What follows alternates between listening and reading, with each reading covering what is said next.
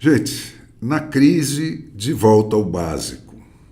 E não tem nada mais básico sobre a democracia moderna, a democracia ponto 3, a democracia americana, do que o fundamento misto de fé e de razão que fez ela nascer. Um pouco mais para frente na história, um pouco mais para frente daquele momento, as casas da fé e da razão iam se dividir. Não haveria razão onde houvesse fé e não haveria fé onde houvesse razão. Mas aquele foi um momento muito especial da história, né? Vivido por um segmento muito especial da humanidade, que era fruto de uma cultura ilhada, né? Coisa que naquele tempo era possível, e que se distinguia fundamentalmente das culturas europeias continentais de onde viemos nós. O Henrique VIII, pelas razões lá dele, né, queria casar de novo, o Papa não deixava, baniu o catolicismo da Inglaterra quando o catolicismo estava no auge do dogmatismo. Todas as outras religiões passaram a ser admitidas, menos a católica. E isso atraiu para a Inglaterra todos os fugitivos da Europa, né, e abriu para a humanidade a primeira experiência de convivência com a diversidade. Até ali, quem não fosse da mesma fé do rei, quem falasse qualquer coisa diferente do rei, morte. E foi com o encantamento e a efervescência que isso provocou ao longo do tempo, né, que os filósofos ingleses, como David Hume e o John Locke, elegeram a tolerância como a regra inegociável da convivência humana, e a razão teve espaço para se impor ao dogma. No continente, esse confronto se deu de forma radical e mutuamente excludente, né? Mas na ilha, como sempre, tudo aconteceu na forma de uma acomodação. E é daí que nasce, especialmente lá na ilha, a ciência moderna. A democracia americana, gente, se pode dizer assim, é fruto de uma religiosidade cientificada, ou, se vocês quiserem, de uma fé racionalizada. Deus já não era só o Deus da punição do pecado, era um Deus benfazejo. O nosso Criador era um Deus de dádivas. E nós somos as únicas criaturas dele que não têm o comportamento inteiramente determinado pelo instinto e podemos escolher o que fazer diante de cada situação.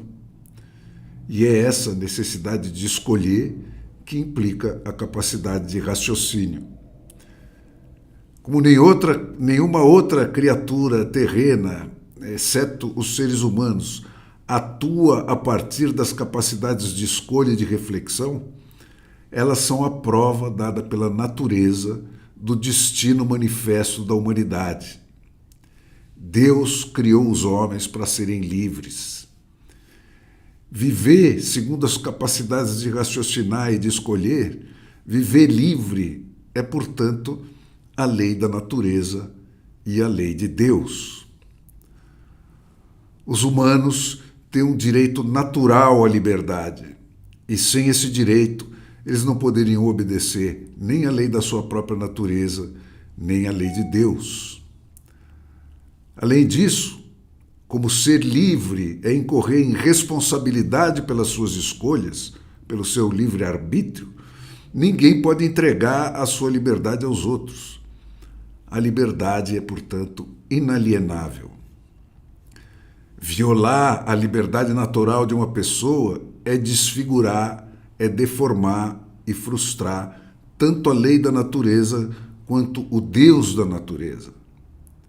É ao mesmo tempo um pecado contra a justiça divina e um crime perante os tribunais humanos.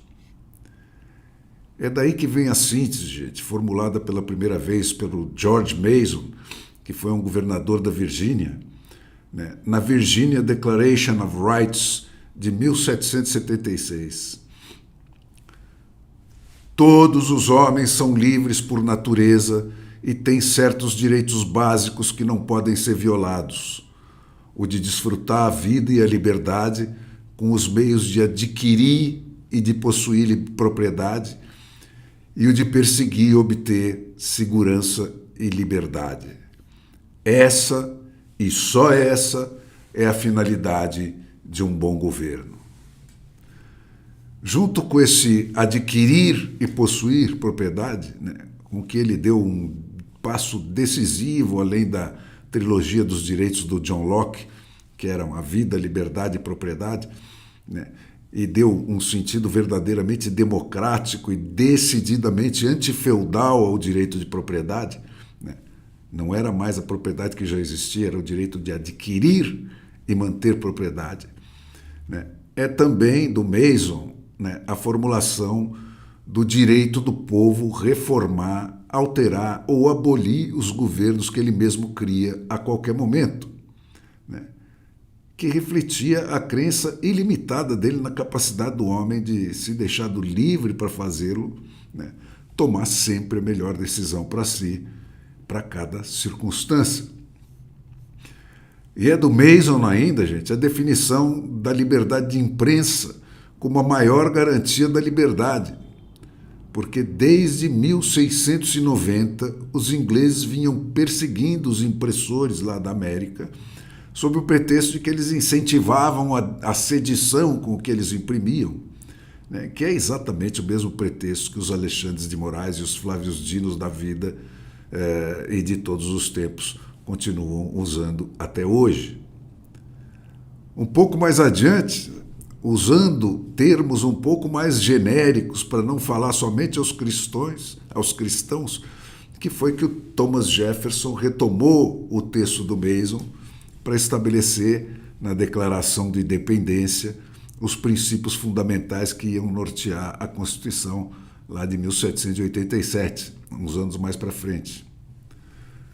Aspas. Nós consideramos verdades evidentes por si mesmas que todos os homens são criados iguais, dotados pelo Criador de certos direitos inalienáveis, que entre estes estão a vida, a liberdade e a busca da felicidade, e que, a fim de assegurar esses direitos, governos são instituídos entre os homens, derivando seus justos poderes do consentimento dos governados, que sempre que qualquer forma de governo se torne destrutiva de tais fins, cabe ao povo o direito de alterá-lo ou aboli-lo e instituir novo governo.